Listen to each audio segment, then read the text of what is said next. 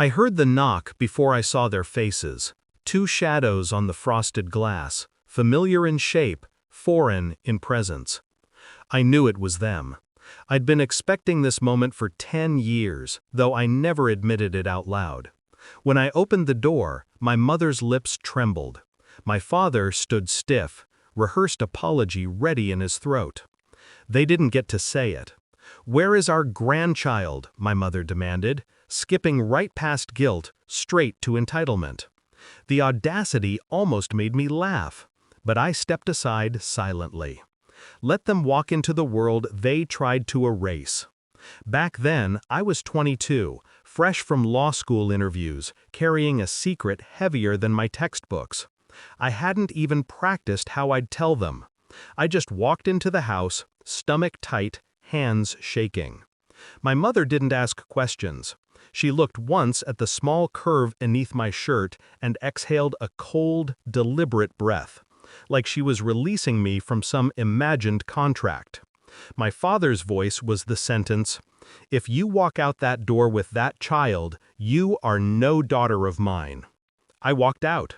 My hands shook only until I reached the end of the driveway.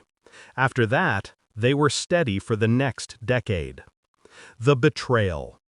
People assume my greatest betrayal was my parents turning their backs on me. They're wrong. It was the father of my child, Evan. Every lie he fed me in law school, every whispered promise of a future. We were partners in everything, or so I believed, until I found the email. Not even hidden, not even encrypted, just sitting in his drafts folder, waiting to be sent to a recruiter at a high-profile firm. I can't take responsibility for her. It'll ruin my chances. She'll handle it. She always does. He was right about one thing. I do handle things. I didn't confront him. That would have been emotional, messy. I chose precision, planning.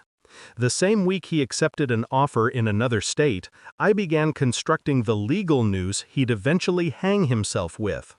Custody filings first, then financial disclosures, then the trust I set up for my child. Funded entirely by strategically acquired payments Evan didn't realize he was making. He signed documents without reading them. He always said he trusted me. Ironic, really. By the time he understood the trap, I already had full custody, formal abandonment documented, and his parental rights severed with his own signature. He tried to fight, but I'd been in a courtroom long enough to know how to dismantle a man without ever raising my voice. The present. My parents walked into my living room with the hesitation of trespassers. Their eyes moved everywhere, walls lined with degrees, photos, quiet victories they'd never asked about.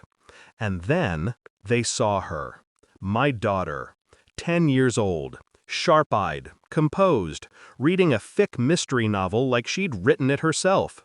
She looked up at them, polite, cautious, nothing more. My mother gasped softly. My father blinked hard. Reality tends to sting when it arrives without permission. "We want to be involved," my mother whispered. "We want to make things right." I studied their faces. Two people who had calculated that now, with my success, proximity to me benefited them again.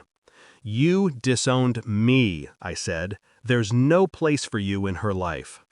"We're her grandparents," my father insisted, finding his old authority, trying it on like a suit that no longer fit. "No," I replied. "You're strangers." I let the words settle. Then I gave them the part they weren't prepared for. "You should know, she's adopted." Their confusion cracked into panic. "What? But you were pregnant?" "I was," I said, "and I chose a family who actually wanted a child. A family ready, stable, loving." My parents stared at me, speechless, pale. "You gave away our grandchild?" my father whispered, horrified. "You gave away your daughter first," I answered. "I simply followed your example." The silence after that was clean, final. My daughter watched from her chair, Curious but quiet. She didn't need to understand the history, only the outcome. I opened the door for them. They walked out slower than they came in. Aftermath. When the door clicked shut, I felt nothing sharp, only the smooth relief of a wound healed long ago. My daughter returned to her book. I returned to my work. Revenge isn't always fire and fury. Sometimes it's a steady, decade-long silence. Sometimes it's a life built so fully without someone that when they finally ask to be let back in, you realize they're the ones on the outside, shivering in a cold they created. And you're warm, whole, untouchable.